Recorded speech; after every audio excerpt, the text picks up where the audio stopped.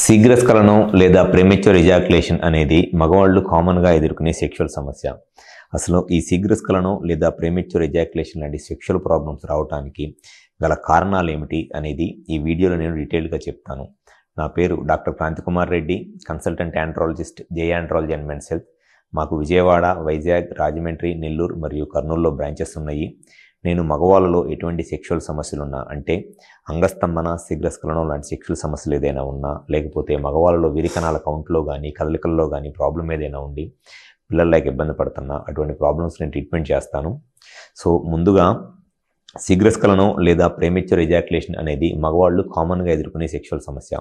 అసలు ఈ శీఘ్రస్ఖలనం లేదా ప్రీమెచ్యూర్ ఎజాక్యులేషన్ అంటే ఎప్పుడైతే సెక్షువల్గా వైఫ్ అండ్ హస్బెండ్ సెక్షువల్గా కలుస్తారో ఆ పార్ట్నర్స్ కనుక సెక్స్లో ఉన్నప్పుడు సెమెన్ను 1 మినిట్ లేదా 1 మినిట్ కన్నా తక్కువ టైంలోనే సెమెన్ అవుట్ అయిపోయి సెక్స్ కనుక ఆపేస్తే ఆ ప్రాబ్లమ్నే శీఘ్రస్ఖలనం లేదా ప్రీమెచ్యూర్ ఎజాక్యులేషన్ అంటారు. ఈ శీఘ్రస్ఖలనం లేదా ప్రీమెచ్యూర్ ఎజాక్యులేషన్ వల్ల సెక్షువల్గా బోత్ వైఫ్ అండ్ హస్బెండ్ ఇద్దరూ కూడా చాలా డిసాటిస్ఫాక్షన్ లోనవుతారు. ఎవరికైనా మగవాళ్ళకి సెక్స్ ఎక్కువసేపు చేయాలనే కోరికే ఉంటుంది, అట్లానే ఆడవాళ్ళకు కూడా సెక్స్లో ఎక్కువసేపు ఎంజాయ్ చేయాలనే ఉంటుంది.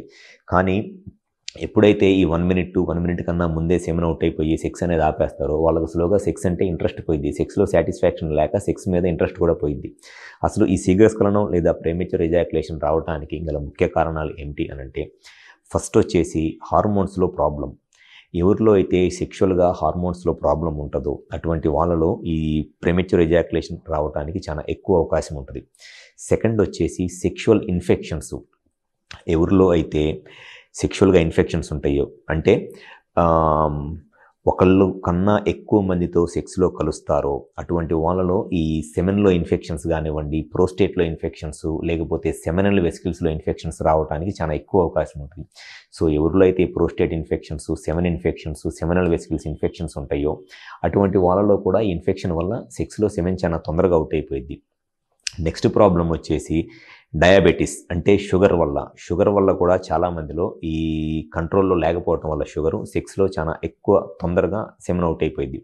అండ్ ఫోర్త్ ప్రాబ్లం వచ్చేసి ఎవరికైతే పెన్నిస్ పైన స్కిన్ ఎక్కువగా ఉండి టైట్గా ఉండి స్కిన్ ఫ్రీగా వెనక్కి వెళ్ళట్లేదు, సో ఈ హెడ్ పైన స్కిన్ ఎక్కువగా ఉండి టైట్గా ఉండి ఫ్రీగా వెనక్కి వెళ్ళకపోయే ప్రాబ్లమ్ని ఫైమోసిస్ అంటారు. సో ఈ ఫోర్ స్క్రీన్ ఎక్కువగా ఉండటం వల్ల అటువంటి వాళ్ళలో కూడా ఈ స్కిన్ కింద ఉన్న హెడ్ బాగా సెన్సిటివ్గా అయిపోయి ఆ సెన్సిటివ్ హెడ్ అనేది చాలా ఫాస్ట్గా సెమెన్ అవుట్ అయిపోయేటట్టు ట్రిగర్ చేస్తుంది అనమాట.